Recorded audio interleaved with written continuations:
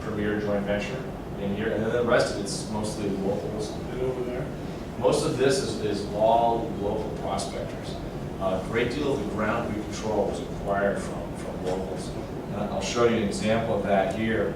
As I mentioned, we've identified over 30 targets. These are project scale things with 3 to 5 kilometers of structure associated with each one of the target areas. An example here is this East Leach vein these geologists are standing on. It's about 1 meter wide. Graph samples and channel samples in the surface show a grade of about 34 grams per ton. It's exactly on strike. It is the vein that was mined at the Leach mine, which is just in back of me from where I take this picture. The Leach mine had 900,000 ounces of production. It was mined down to almost 2,000 meters at an average grade of close to an ounce. 2,000 meters. Right. Yet, this vein was controlled by a local gentleman living in Beardmore who had a claim there, never did a deal with anybody.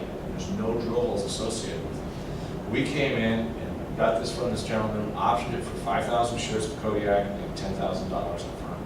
We've done over 20 deals just like that in the district to put that land package in position. It was a complex and difficult task, but what it's done is given us a hell of an asset as we go forward.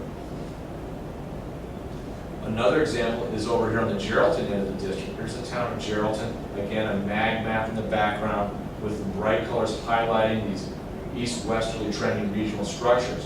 One of the things that's really unique or interesting about Canada and Ontario is that all assessment work that's done on your claims is filed with the government and becomes a permanent record.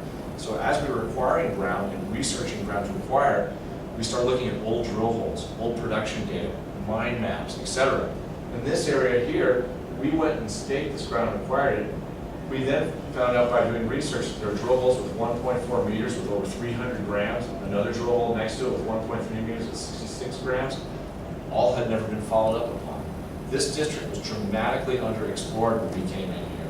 Basically, when the mines in the district shut down in 1970, it was very dormant until 81 or 82. There was a brief flurry of activity associated with the onset of the higher gold price and attraction of open pit mining.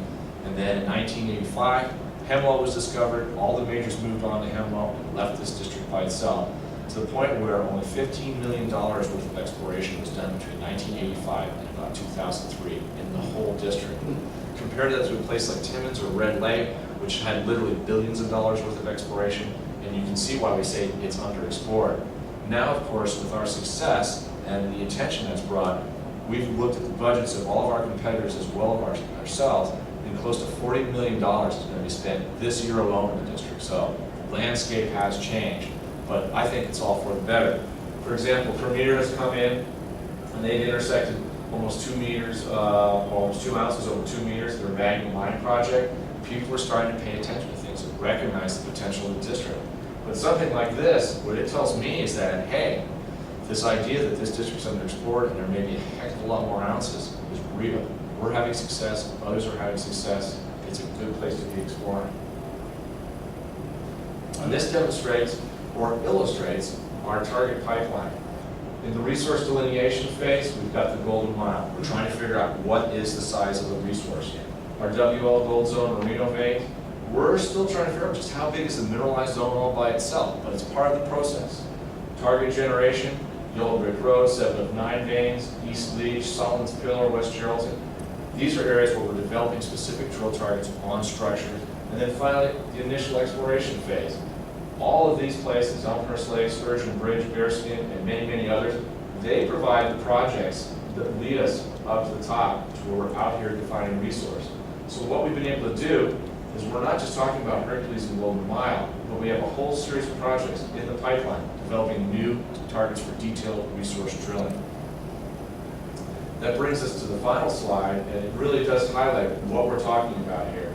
Because our investment highlight and our value drivers are the resource potential of Golden Mile and the parallel vein systems, the Merino 7 of 9, but then there's also the untested exploration potential of the Elmhurst Lake intrusion, those mag anomalies we talked about. And then we have these multiple high-quality targets in the district elsewhere. All those other areas we're looking at, places like East Leach or West Geraldton. All of these provide opportunities to grow the company, grow resource potential, increase shareholder value. We have a great management team. We have a very experienced technical team that allows us to be drilling in so many places simultaneously while continuing to look for new opportunities. Very fortunately, we have almost $50 million in the bank. We don't need financing. Even with all this activity we're planning right now, you're still looking at expenditures of around $15 million on exploration this year. That means we have 2.5 years before you have to think about going back to the market for more money. And a lot can happen in 2.5 years. Very important, we're operating in Ontario.